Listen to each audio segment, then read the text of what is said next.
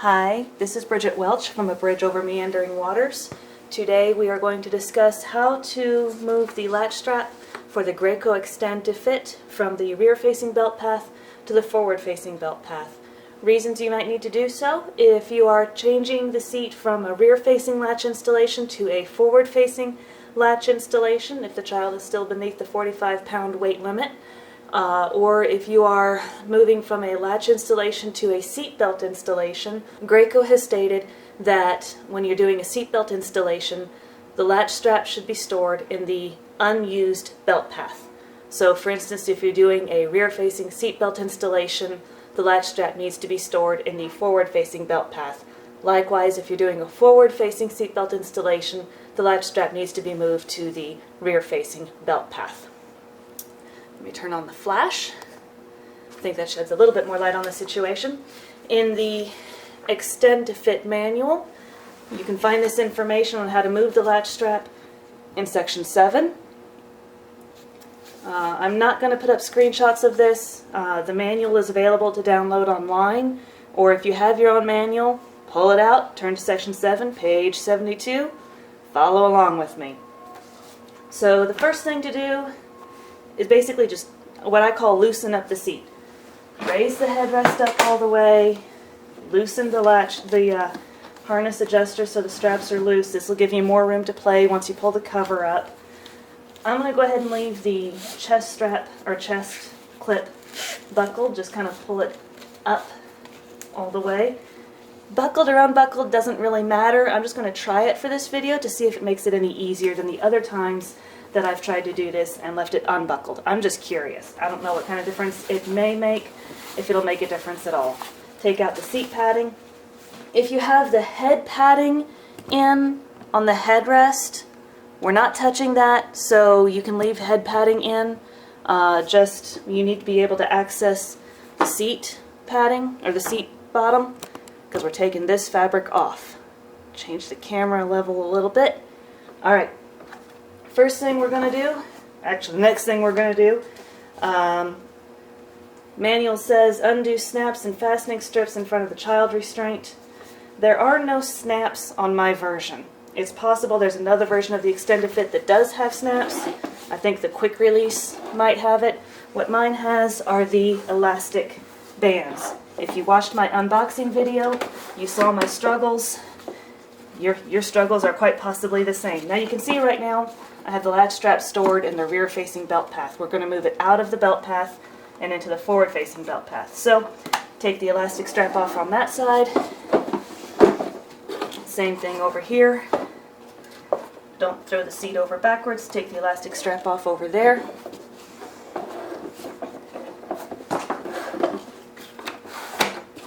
I like to extend the extender panel when I'm accessing those elastic straps and hooks.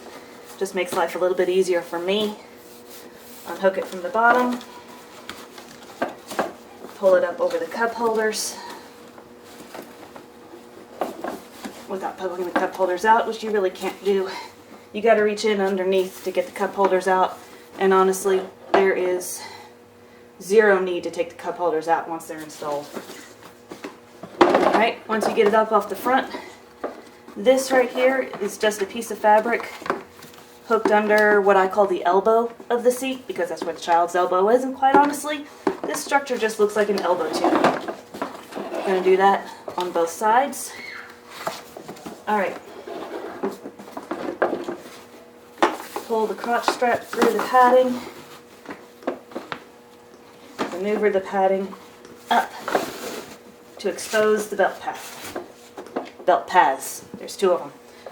So right now the latch strap is in the rear-facing belt path. I'm going to tilt the chair forward just a little bit so the camera can see it better, which of course blocks the lighting. You gotta love homemade camera work, right? Right now I have the crotch strap, there, put my elbow in place. I have the crotch strap in the rear position. There are two positions for the crotch strap. Both can be used for rear facing. I think they can both be used for forward facing, but I'd have to double check. Regardless of which position the crotch strap is in, the latch strap itself, if it's in the rear facing belt path, is going to go in between the two slots. So, you know, for instance, if you have the crotch strap in the forward facing position, the latch strap is not going to be in front of it. It's still going to be between the two crotch strap slots. Okay, unhook. Right now I've got the latch connectors stored. You'll notice this handy dandy little sticker right here. It has the little lower anchor symbol. It matches the symbol on the tag on the strap with an arrow pointing, because there's a little bar there that the lower anchor connects to. Alright? That's on both sides of the seat. See, there's the sticker, there's the arrow. It matches the little label on the strap. Alright. So you've unhooked the latch connectors. Pull the latch straps out of the belt path opening, reading out of the manual again, so the latch hooks end up on the same side of the child restraint. So pull and pull. Now you'll notice, and again, bad lighting. I'm going to try and pull the camera closer. The latch strap is hooked to this metal bar right here. And that bar, it's the chrome bar, not the silver one. The silver gray one is the frame of the seat, the steel frame of this is the frame of the seat right here, the steel frame. This chrome bar is what the latch strap is connected to. So you're just going to slide the latch strap up so that it's next to the forward facing. Let's scoot the chair forward so the camera can see it. Ooh, better. So that the latch strap is right next to the forward-facing holes, positions. Alright? Feed the strap through. You want to make, silly fabric. You want to make sure that the side with this adjuster button, the gray button, is on the child's right-hand side. Otherwise, the strap is going to be backwards. It's not going to be any fun. Now here's the I don't know if this is the hardest thing, it's kind of the key to making sure that nothing gets in the way of anything else. The latch strap has to be pulled over to this side so that it ends up behind all the straps up here. You don't want, you know, for instance, let me pull this up. You don't want to just slide this up and through the path, because then it's going to be hooking against the crotch strap. It's going to be messing with the hip straps, which is exactly what you do not want in the car seat. So you're going to pass that through to the belt path, flip it around, and here now you can see that flip it too far. The latch strap is now in the forward-facing belt path. There you go. Alright? And if you're going to store it there, then again, you've got the handy dandy little sticker pointing to the storage location. So let's suppose now you need to move it to the rear facing belt path. It's very, very, very similar. You go through all that beforehand of undoing the seat pad, undoing the latch connectors from whatever they're connected to, whatever. Here's the lower anchor connector that sits on the child's left-hand side. I like to pull it through first.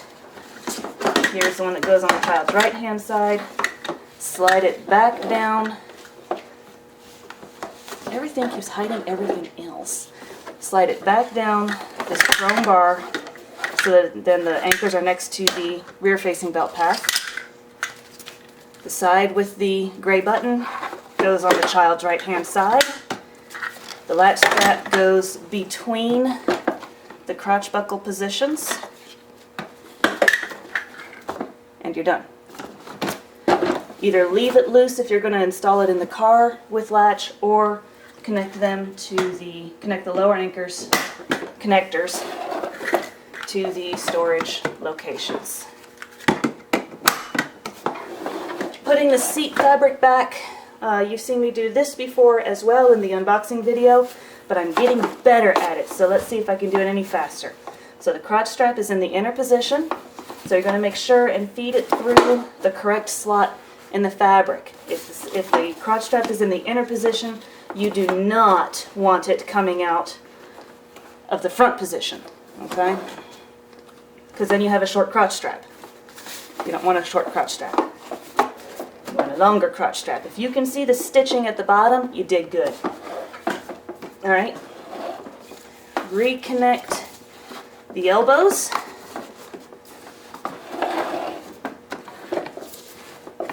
And this elbow. There you go. Pull it over the cup holders, and as I discovered and discussed in the cup holder expansion video, you got to pull it around the cup holder so it sits beneath the lip. And it's best to do it as you're pulling over instead of after you've connected the seat padding to the frame. There we go. Alright. Grab the adjuster strap, slide it through the slit in the fabric, and then whatever your preferred technique is for attaching the front of the fabric down here, finding the elastic strap, pulling it through, all of that goodness. Let's see if I can find it. Where'd it go? I lost it. What fun. Okay, here it is. Found it again.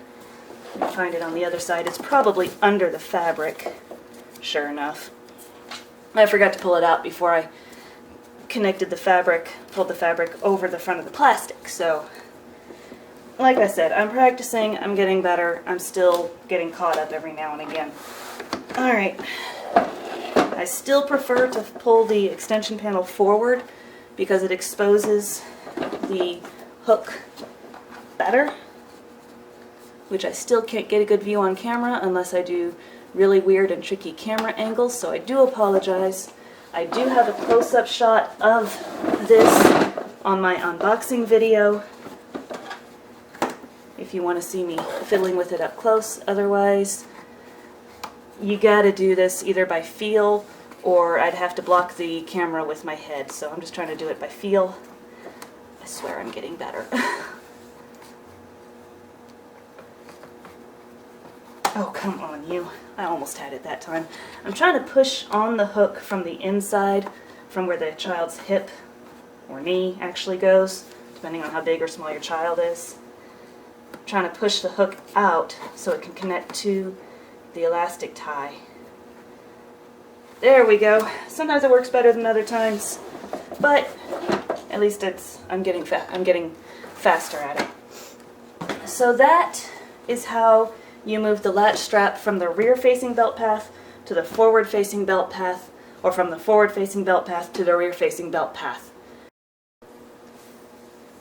Once you get the seat padding put back in place, time to return the seat to where you need to use it. For me, that means making sure that all of the slack from the hip straps are pulled out from under the seat fabric, because you kind of need all that for your kid to be able to strap in without squeezing too much. If you use the seat padding, make sure you're using the appropriate crotch strap slit. I'm using the inner position, so I use the, guess what, inner position. Imagine that, I know. Lower the headrest to where your child needs it. I think that's about where my guy needs it. Buckles go in here for easy storage.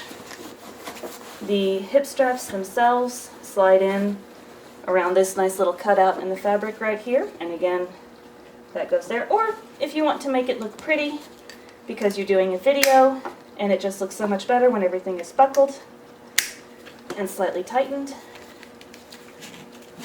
pull the chest clip back down. Shoulder pads, if you use them, they are optional while rear facing. Non-optional, you cannot use them when you're forward facing. So if you just changed it around so you could do a forward-facing install, now's a great time to take these shoulder pads off, which you can't see in the video. So sorry. So sorry. If you're forward-facing, these shoulder pads have to come off. Keep that in mind. My little guy is rear-facing, I leave them on. And that is that.